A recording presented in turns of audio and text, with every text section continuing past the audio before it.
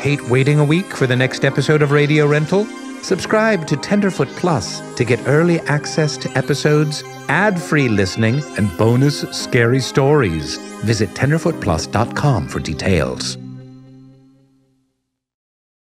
The following podcast includes scary stories with content that could be triggering to some listeners. Listener discretion is advised.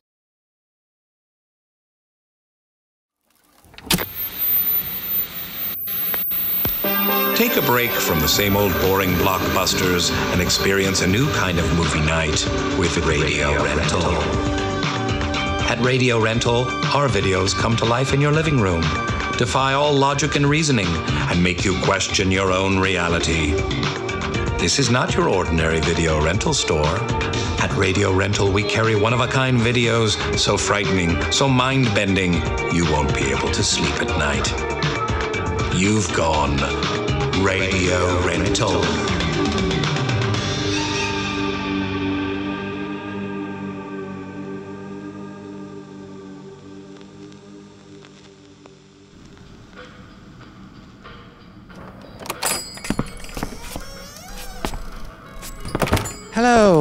Hello, welcome to Radio Rental. I'm your host and shopkeeper, Terry Carnation. I have a collection here of the scariest true horror stories you've ever heard, all told by real people. Sorry if I seem a little bit off today. I know this is going to sound odd, but you're not going to believe this. Today in my shop, I found a room I didn't know existed. That's right. I was looking for a collection of somewhat explicit tapes that I had stashed in the back for safekeeping, and then, all of a sudden, bam! I noticed a door I had never seen before. Just a kind of an ordinary metal door with some grating and discoloration, but I swear I had never seen it before. It's right over there. Look at it. Look. Behold. It's almost like it's calling to me.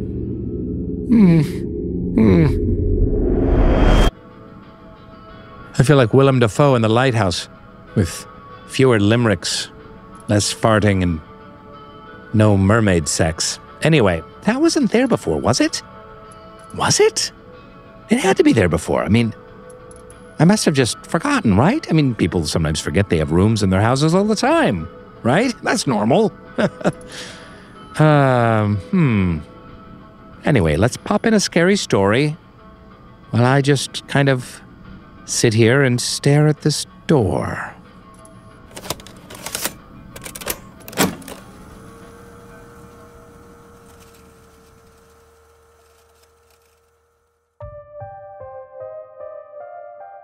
This was summer in between first and second grade. I was living in Bethesda, Maryland. I was going to day camp at my elementary school, Bethesda Elementary. I went to day camp that day. Me and my friend went out to the playground by ourselves.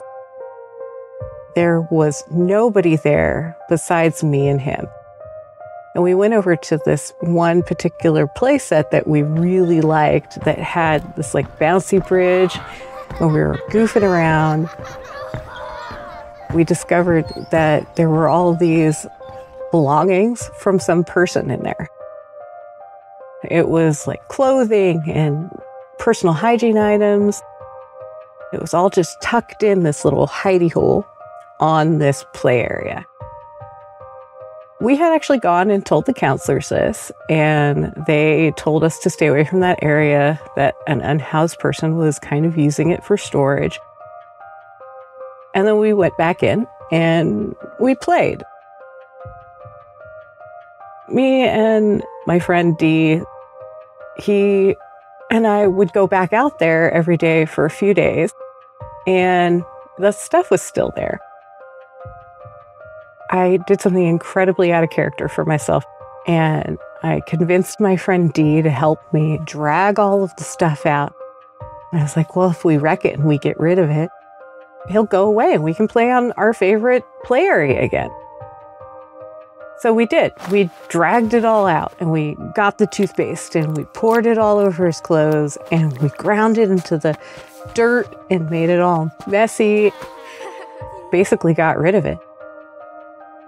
We didn't really tell anybody that we did it, but it became very obvious because the next day when we came to camp, the counselors approached me and him and asked us to come outside onto the playground and said that somebody wanted to talk to us. Alarm bells immediately went off in my head. This is a stranger. I am not supposed to be talking to strangers. Why are the counselors having us talk to a strange person? The idea that it might be the person whose stuff we destroyed was definitely in my mind. They walked us across this little concrete strip and onto this asphalt playfield. And he was just standing there by himself. He was a bit scruffy, but he didn't look like what we thought a homeless person looks like. As we got to him, I was growing more afraid. They were leading us to somebody we didn't know. We were separated from the rest of the kids.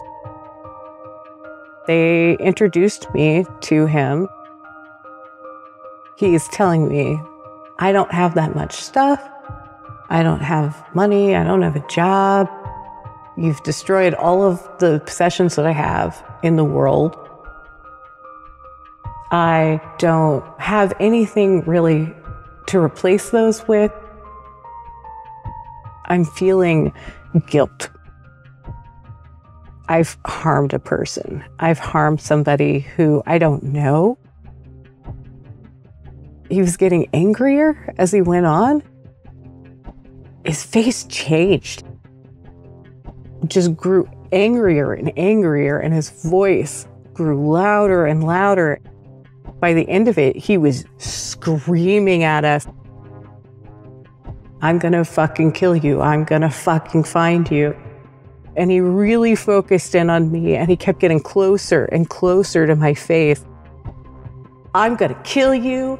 I'm gonna grab the toothpaste, pour it all over your head, rub it into your hair, and then I'm gonna kill you, and then I'm gonna shave your hair. It was crazy talk. He was going to find me and kill me for what I had done. About this time, the counselors moved in between me and him. Then one of the other counselors brought us back inside. I was just so terrified and skittish at that point. I remember telling my dad what happened and him going back to the day camp the next day and yelling at the counselors. I didn't want to go back to day camp. After that, the counselors discovered that he was secretly living on our school's campus. He had a little truck that was parked behind the gym. There was this long line of trees.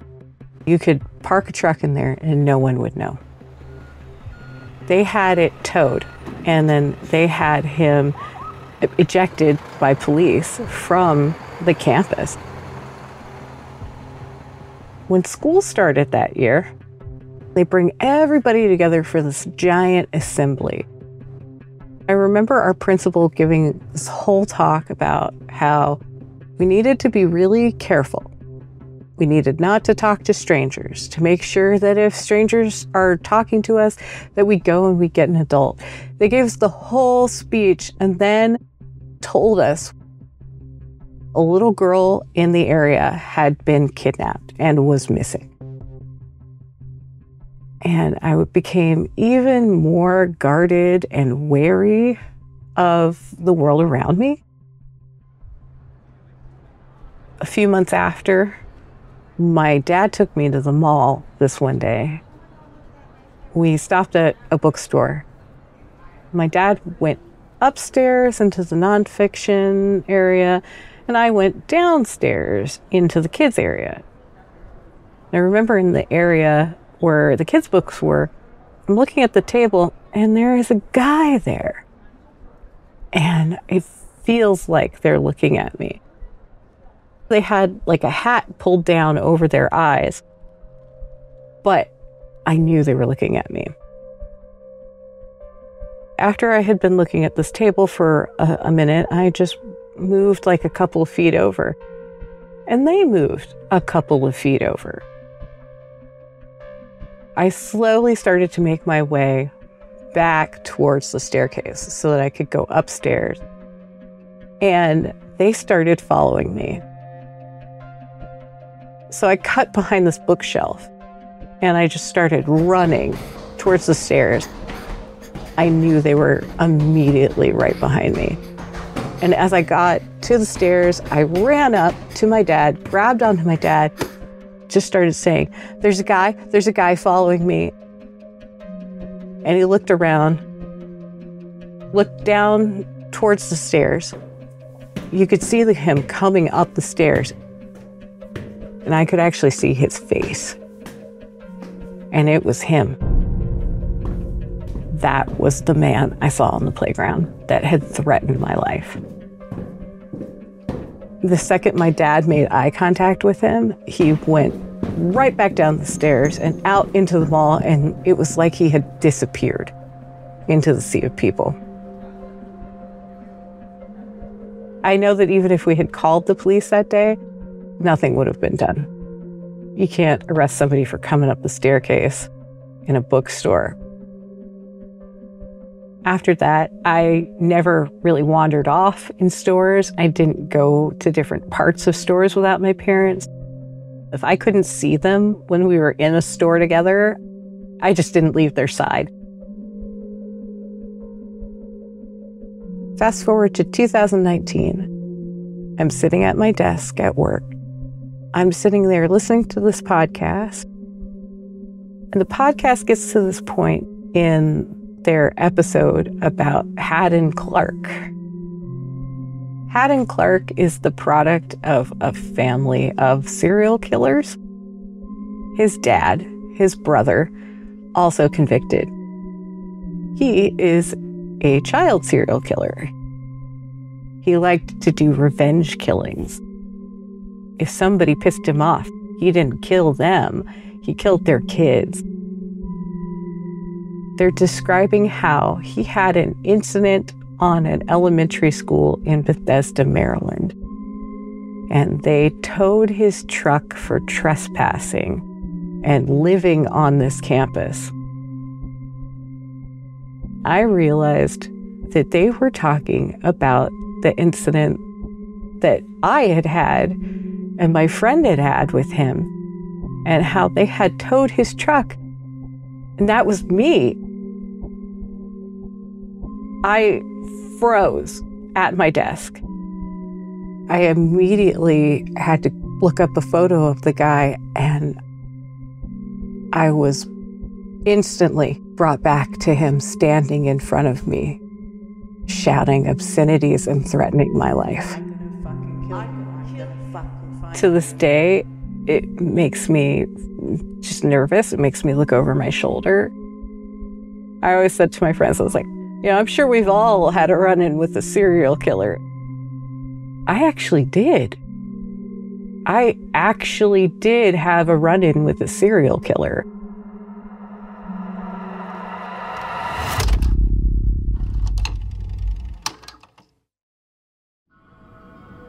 Ooh, creepy.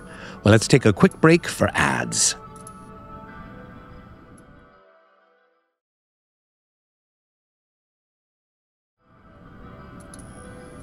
Okay, so listen up. While you were listening to that story, I did something crazy. I opened the door. Look. It just appears to be a long, endless hallway. And I don't know where it goes, and I can't see the end. It reminds me of those liminal spaces people keep posting about. Malachi, don't go in there. No matter how alluring the prospect may be. Okay, wow, I haven't felt this drawn to something since I purchased a fidget spinner in 2011. Now, let's pop in another tape while I ogle this mesmerizing corridor. I haven't felt this drawn to something since that Gangnam Style video.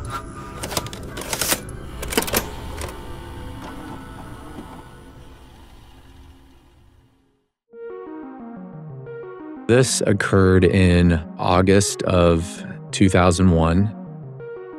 The school I went to for college had a campus in Luxembourg, which is a small country in Europe. There was going to be about 120 kids studying abroad for the semester, and so this was the beginning of my junior year. Prior to school starting, I went over 3 weeks early with a couple buddies, and we got to travel through Italy and Greece. From there, we took a train. We began the journey to Luxembourg to start school. It was a really long trip. It was like a full day. You're taking trains all the way from Italy up to Luxembourg. So we get there pretty tired, but we have to go straight to the chateau to meet our host family. I remember standing in the parking lot and cars would pull in. All the students were there and our host families would come to get us. I saw this really nice Jaguar pull in the parking lot. A man with blonde hair gets out. He kind of has this swagger, and I find out that that's the host family I'm staying with, and it turns out he used to be the captain of the Luxembourg football team or soccer team. He was a bit of a celebrity in Luxembourg. He picks me up and we drive back, and he lived outside of this small village called Differdange. He shows me to the room, and it's a separate door to get up to this apartment I'll be staying in. Pretty quickly, I drop my bags down, ask him where the train station is. It's a bit of a walk, so I walk there. In my haste to walk to the train station originally from my host family's house, I did not write down the address. End up taking a train into Luxembourg City. All the students, we were going to congregate there at this bar named Scott's, which is where we often went, just to celebrate arriving and starting to get to know each other. We're on this cusp of this great experience studying abroad in Europe, so we're really excited. That night went really well, made some new friends, got to know people, had 1 or 2 beers, closed the bar down. It was well after midnight.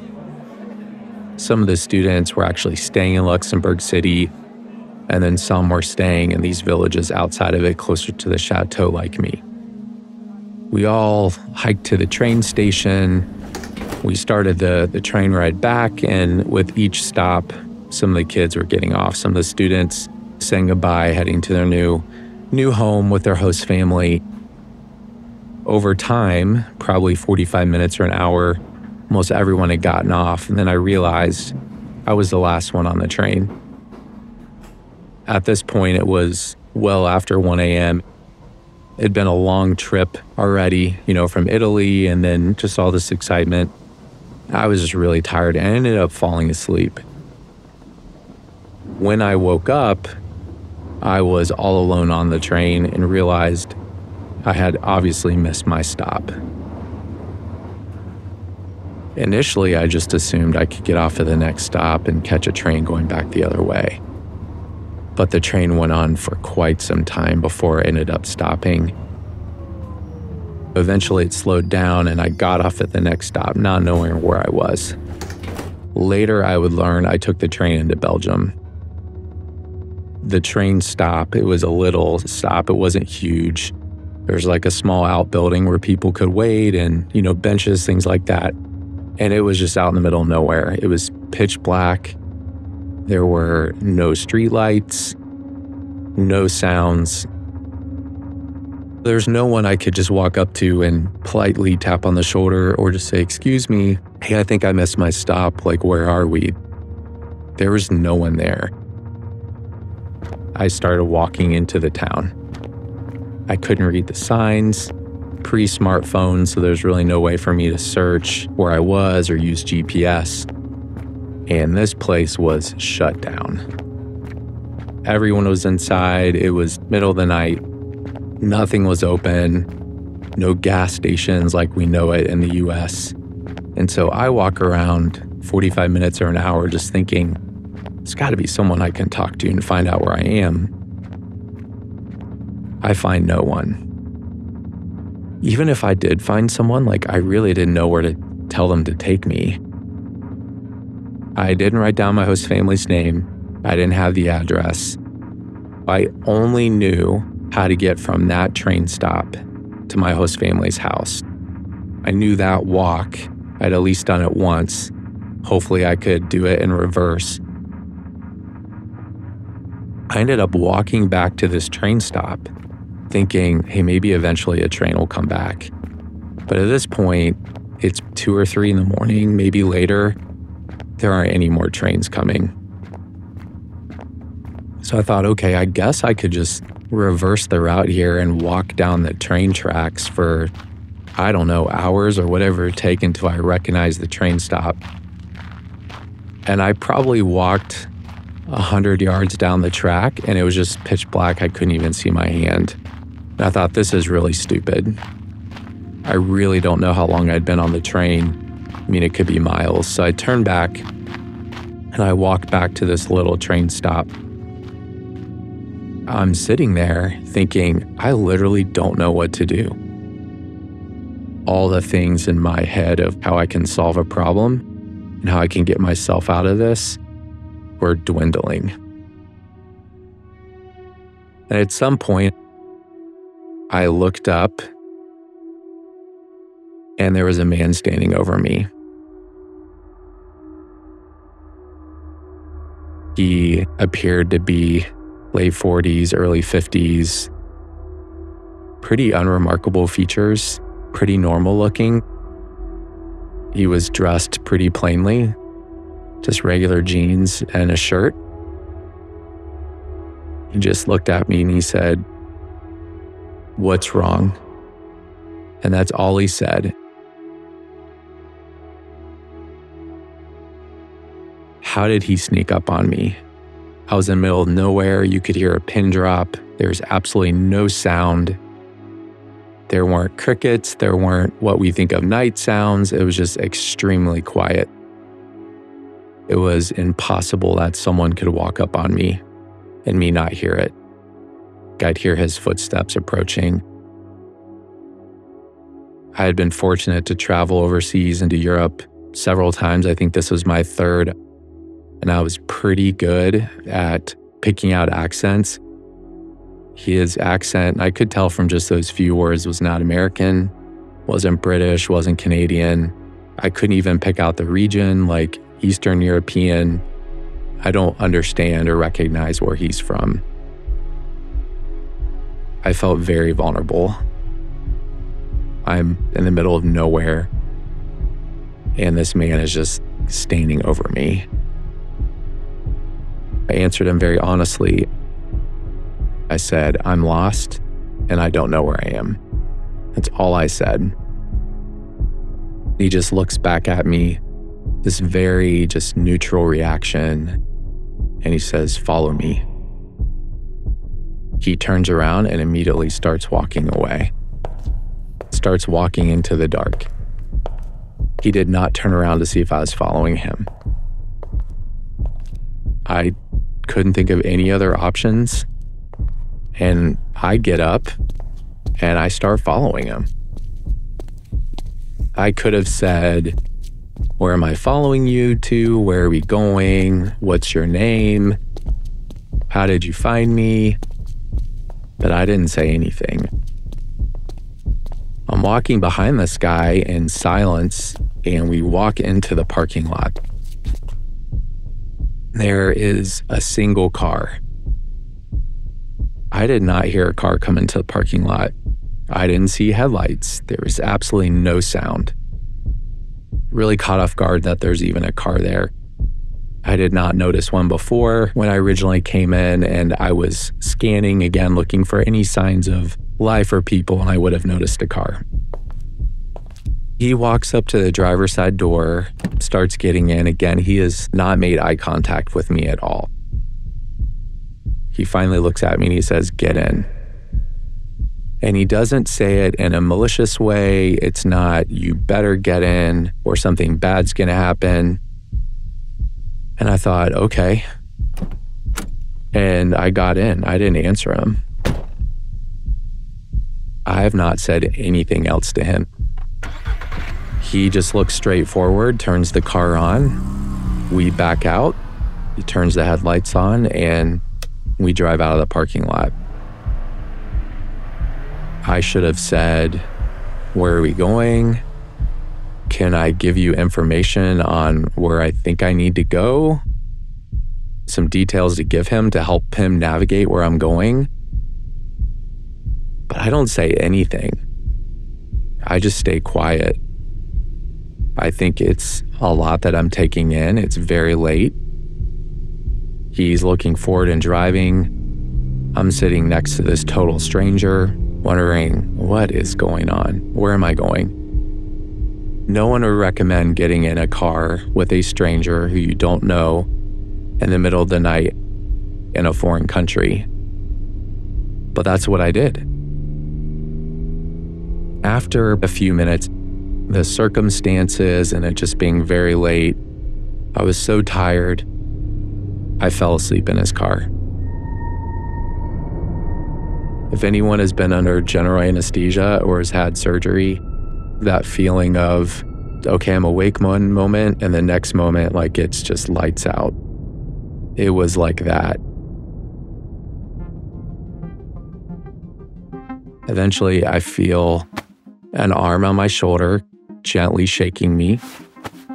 And I woke up and blinked a few times and got my bearings. It all rushed back to me, the situation I was in. This was not a dream. This was real and this was happening. I look over and I see the man. He kind of looks at me and then he looks past me.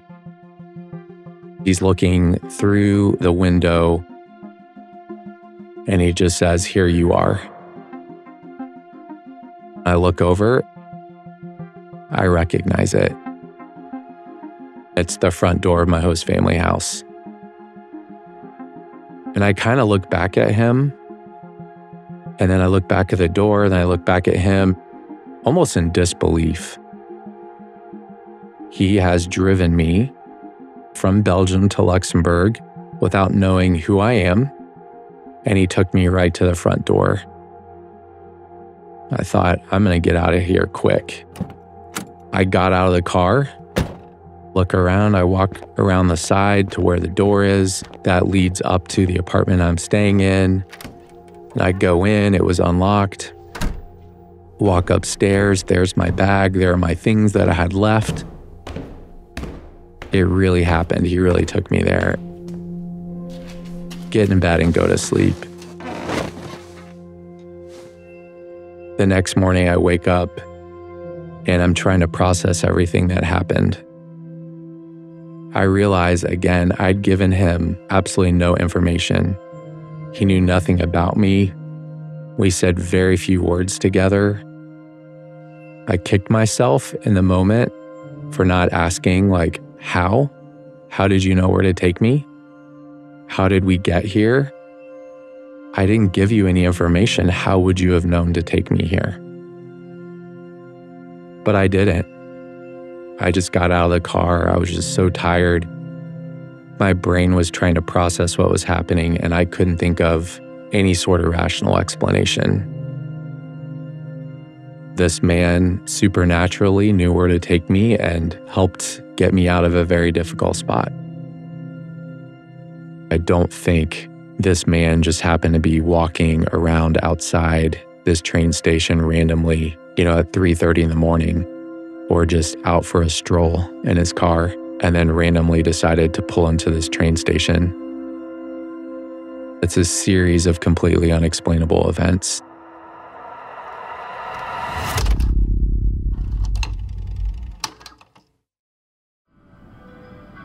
Let's break for some ads, kids. Let's break for some ads, kiddies.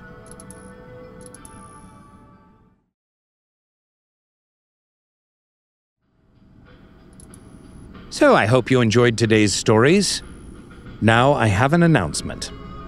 I think I'm going to go down this hallway. It's just calling to me, and I feel very strongly about this. And I think I have the feeling I'm going to be down wherever this leads for a while. I don't know why I think that, but I just do. Anyway, dear guest, I am going into this endless hallway, I've decided, and that is final. And I may not see you again for many months. But rest assured, I've loved having you in my store every week for the last couple of months, and I know that I will see you again eventually, someday, whenever. In fact, I know it. So, this concludes this installment of Radio Rental. Farewell, my friends, and wish me luck. Come on, Malachi. Let us inexorably walk down this endless poltergeisty hallway. Together. Feet by paw. Here we go.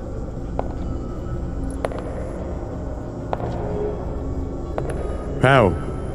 It's clean in here. How do they keep it so clean? There's no dust. And who's paying for this fluorescent light bill? Oh God, maybe this was a bad idea. Is it too late to change my mind? I should have brought a sandwich. I should have brought a sandwich and a juice box. Better be food down here.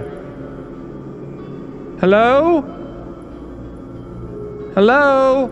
It's me, Terry. Anyone down there? Oh, God.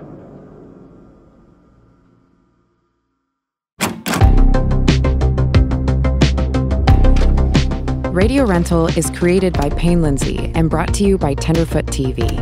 Lead producer is Eric Quintana. Executive producers are Payne Lindsay and Donald Albright. Hosted by Rainn Wilson as his character, Terry Carnation. Written and produced by Meredith Stedman. Additional writing by Mark Lachlan. Supervising producer is Tracy Kaplan. Associate producer is Jaja Muhammad. Editing by Eric Quintana, Mike Rooney, Stephen Perez, and Meredith Stedman. Sound design by Cooper Skinner, with additional sound design by Stephen Perez and April Ruha. Mix and master by Cooper Skinner, with additional mixing by Stephen Perez and Devin Johnson. Original score by Makeup and Vanity Set, with additional score by Jay Ragsdale. Video editing by Dylan Harrington. Cover artwork by Trevor Eiler and Rob Sheridan. Special thanks to Oren Rosenbaum and the team at UTA, the Nord Group, Station 16, Beck Media and Marketing, and the team at Odyssey. If you have a Radio Rental story that you'd like to share, please email us at yourScaryStory@gmail.com or contact us via the form on our website, RadioRentalUSA.com. Follow us on Instagram and Twitter at Radio Rental. You can also follow the illustrious Terry Carnation on social media. Just search @Terry Carnation. On behalf of the Radio Rental store, we'd love it if you'd subscribe, rate, and review. Thanks for listening.